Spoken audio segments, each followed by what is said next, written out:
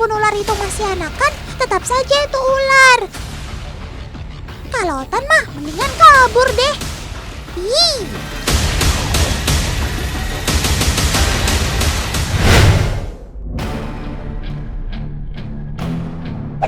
Tapi coba kalian perhatikan dari kemampuan si mantis ini, Sob.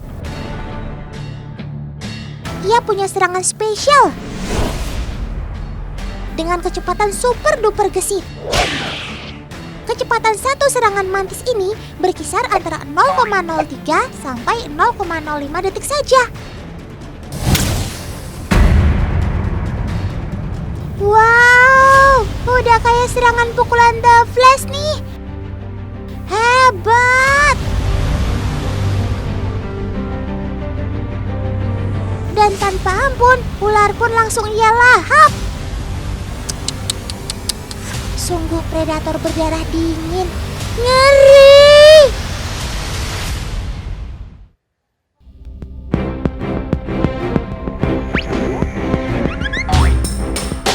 Nah, sekarang Otan mau membandingkan nih kecepatan serangan si mantis dengan agen Dubi ahli karate ini. Oke agen, kamu udah siap? Mulai!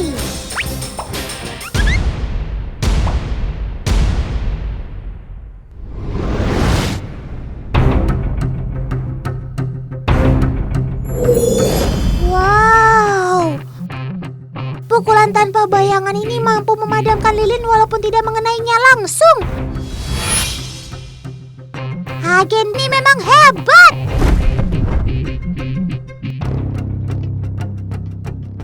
Tapi, apakah ia memiliki kecepatan serangan seperti mantis? Mari kita hitung waktunya, Sob.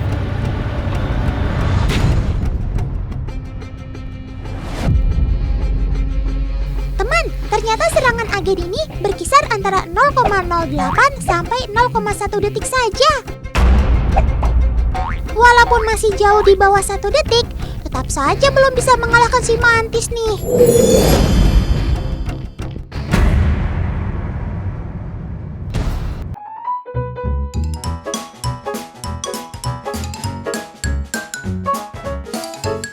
Wah, ada bunga anggrek. Cantik banget. Tapi kok ada yang aneh ya dengan bunga ini? Coba Paman Editor, kasih gambar lebih detail lagi. Ya ampun, ternyata dia adalah sobat Otan si mantis orchid, teman. Hai Sob, apa kabar nih? Sob, ditanya kok diam saja sih? Ini loh, Otan lagi ngomong sama kamu.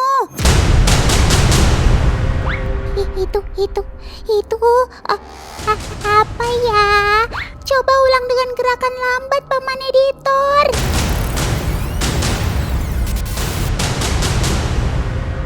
Wih, cakep. Selidik punya selidik. Ternyata si belalang sedang berkamuflase untuk menangkap buruannya, teman. Mantis orchid juga dapat mengeluarkan feromon atau bau layaknya bunga untuk mengelabui lebah. Sedangkan indera penciuman lebah sangat peka. Ia mampu mencium ratusan bau dari beragam jenis bunga. Pada akhirnya, si lebah pun terkecoh dan menjadi santapan si belalang. Malangnya nasib kamu, Sob.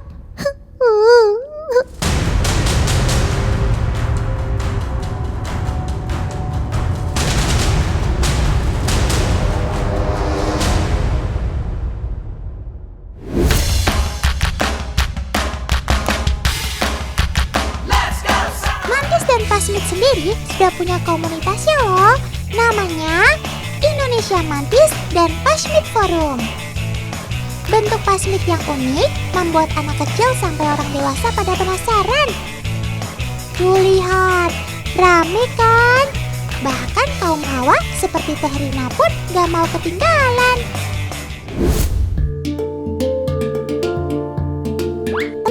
Sebutan lain dari sobat Otan ini adalah weaver ants alias semut penganyam.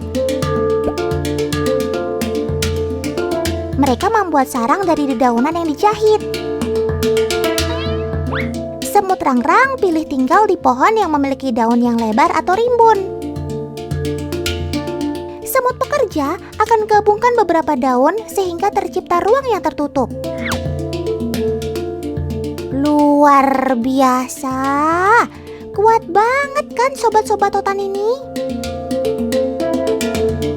Setelah itu, mereka akan anyam daun sehingga bisa menempel satu dengan lainnya.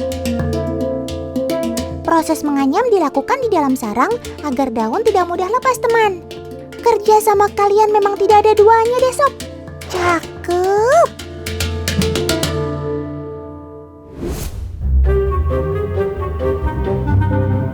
Teman, di dalam sarang terdapat beberapa golongan semut berdasarkan tugasnya. Di dalam koloni terdapat ratu, pejantan, dan betina yang steril atau yang disebut pekerja. Semut pekerja dibagi lagi menjadi beberapa kategori, seperti prajurit, pencari makan, serta perawat larva. Saat siang hari, biasanya semut prajurit akan berpencar untuk mencari sumber makanan, teman. Mereka andalkan penciumannya untuk menemukan mangsa. Tuh kan, baru saja Otan bilang, sobat Otan ini sudah langsung mendapatkan mangsa.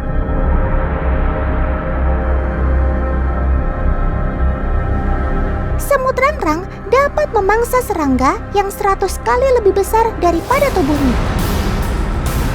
Ketika menemukan mangsa, semut-semut lain akan membantu melumpuhkannya dengan cara menjepit dengan giginya. Biasanya mereka tidak akan langsung membawa makanan secara utuh ke dalam sarang, teman.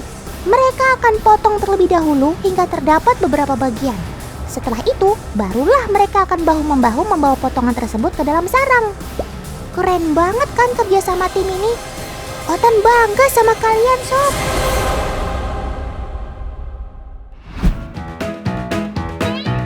Saat angkut makanan, biasanya mereka akan ikuti jalur yang telah mereka buat, teman. Tapi tidak semulus saat berangkat. Saat perjalanan pulang, terkadang mereka menemukan sesuatu yang tidak terduga. Salah satunya ini nih, jalur mereka terputus oleh 2 batang pohon yang terpisah. Gagal deh kalian bawa makanan ke sarang, sob. Sepertinya mereka pantang menyerah, teman. Lihat yuk apa yang akan mereka lakukan. Keren! Ternyata mereka membuat jembatan hidup secara vertikal, teman. Semut yang berada di atas memberi kode untuk membuat jembatan hidup, teman. Kemudian semut yang berada di bawah menumpukan diri untuk mencapai dahan yang berada di atas. Mirip panjat pinang ya, teman.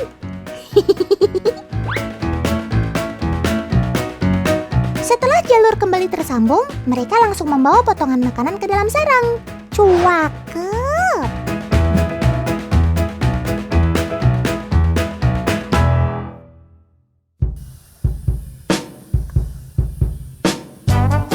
Teman, yang menjadi agen Otan kali ini adalah Kania. Kania berdomisili di Pare, Kabupaten Kediri, Jawa Timur. Oh iya kak, sobat Otan yang kita bahas kali ini adalah semut rangrang. Kania nggak takut kan sama si rangrang?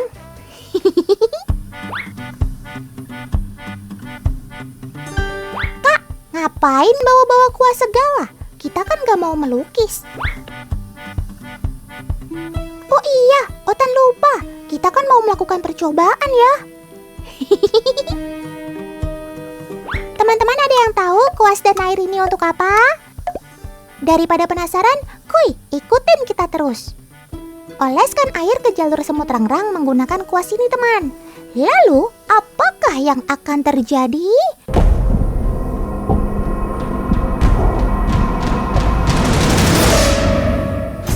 Eng ing eng. 100 untuk kalian di rumah. Semut-semut ini akan berhenti pada jalur yang telah diberi air.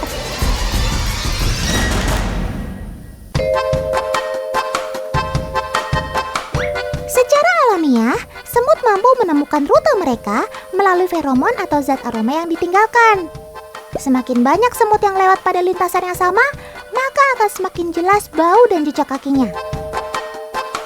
Namun, jejak feromon tersebut kita hapus menggunakan air.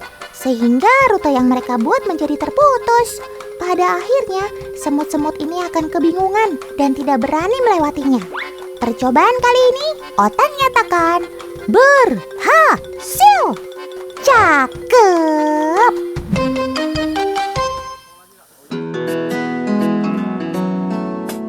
Teman tahu nggak, semut rangrang ketika berada di alam liar mencari gula dari nektar bunga atau dari embun madu. Nah, percobaan kali ini, Kania akan coba memberikan madu kepada semut-semut ini. Apakah mereka akan menghisapnya? Kita cek saja yuk ke TKP.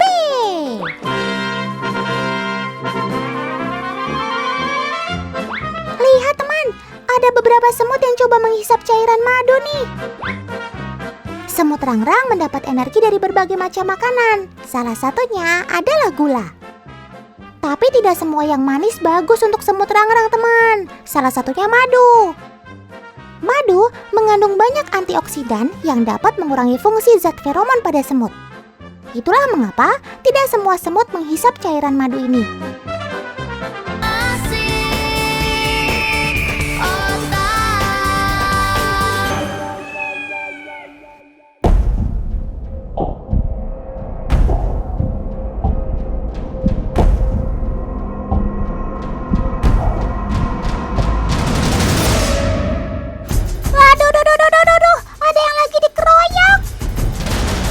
Ikan piranha ini, kalau lihat ada temennya, satu ekor aja menggigit ikan lain, pasti semuanya jadi pada ikutan. Seperti halnya yang terjadi pada ikan patin ini. Dasar ya hewan koloni.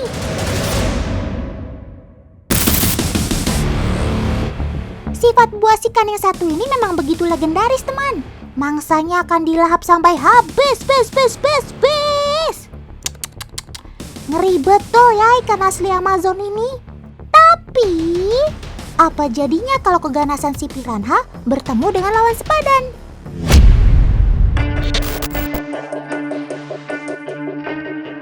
Yakni kura-kura predator alias pemangsa.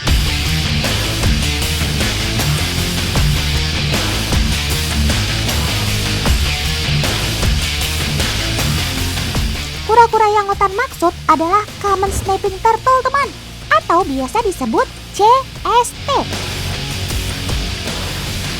Kura-kura CST menang di ukuran, tapi piranha unggul di jumlah.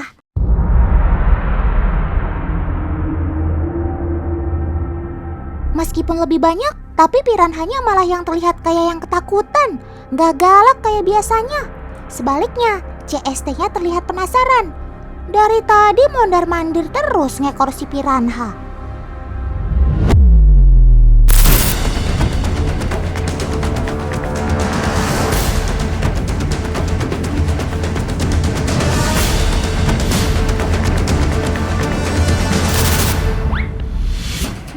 Aslinya, kura-kura purba yang satu ini memang predator ulung, teman.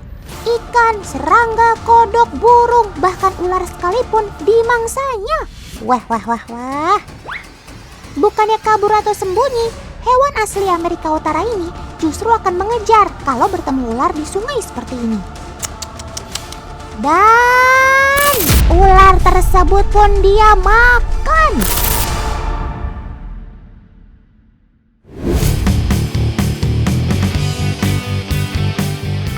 Kenapa kura-kura yang satu ini bisa begitu ganas adalah mulutnya, teman. Meskipun tidak memiliki gigi, mulut CST bisa menggigit dengan sangat kuat. Menurut penelitian, kekuatan gigitannya mencapai 210 Newton. Kekuatan ini sanggup untuk memutus jari tangan manusia. Wah. Sebagai perbandingan, kerabat dekatnya si AST alias Alligator Snapping Turtle, kekuatan gigitannya hanya 160 Newton. Berarti masih lebih kuat gigitan CST ya, teman. Cakep.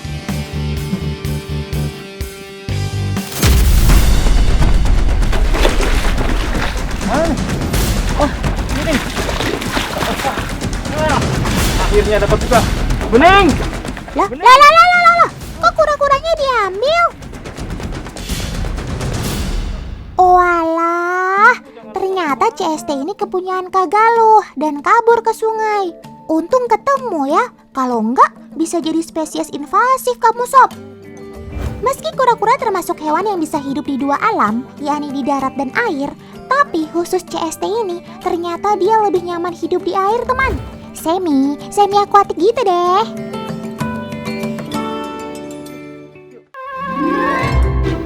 Bahkan, common snapping turtle ini mampu mengetahui keberadaan sumber air loh, teman.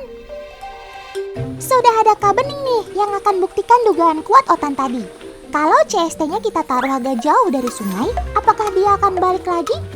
Mari kita lihat.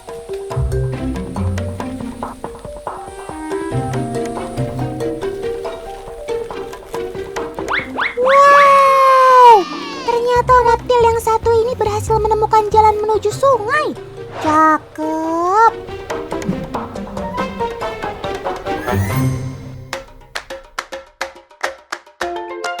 Teman di rumah, Otan punya fakta wow nih tentang si common snapping turtle. Ternyata hewan bercangkang ini bisa hidup hingga suhu minus 25 derajat Celcius loh. Woi, kok bisa? Kak Bening sekali lagi akan membantu Otan membuktikan fakta tersebut. Sudah ada kotak berisi air es, teman. Esnya banyak amat. Ih, pasti dingin banget itu airnya. Masukkan CST-nya.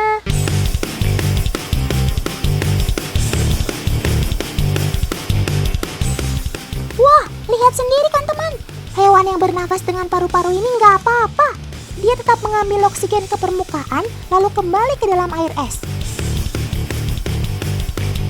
Alasan kenapa CST bisa tahan pada suhu yang begitu dingin adalah sifat CST yang ektoterm, teman. Ektoterm adalah kemampuan menyesuaikan suhu tubuh dengan lingkungan sekitar. Jika suhu dinginnya ekstrim, maka kura-kura ini akan melambatkan metabolisme tubuhnya. Bahkan, jika airnya membeku sekalipun, snapping turtle tetap mampu bertahan hidup dengan cara hibernasi dan respirasi kloakal. Luar biasa. Cakep!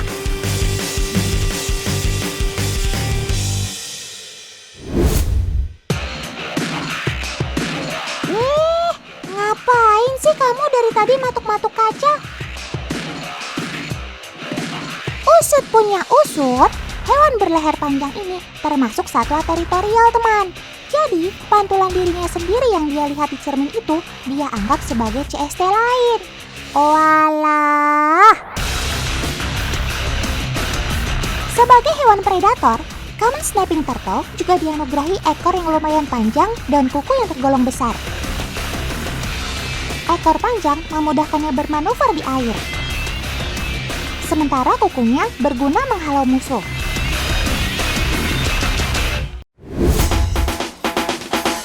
Kak Bening, ngapain bawa-bawa kaca segala? Pasti mau ngetes CST-nya kan? Apakah bisa atau enggak berjalan di permukaan licin seperti kaca? Wah, ternyata bisa, teman. Tanpa kesulitan, Sobat Otan ini mampu berjalan di atas kaca.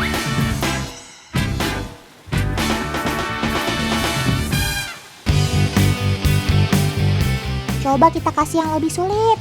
Kalau jalannya di lumut, bisa nggak ya kira-kira? Wah, terlalu licin, teman. CST-nya kepleset terus.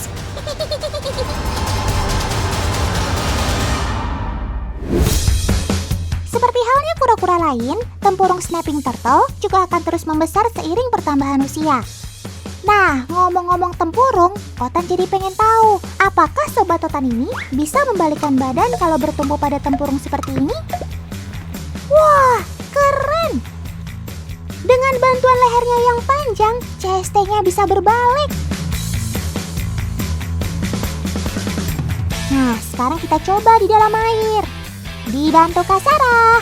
Ada hiu, ada cekidot. Yuk bekicot. Kebalik.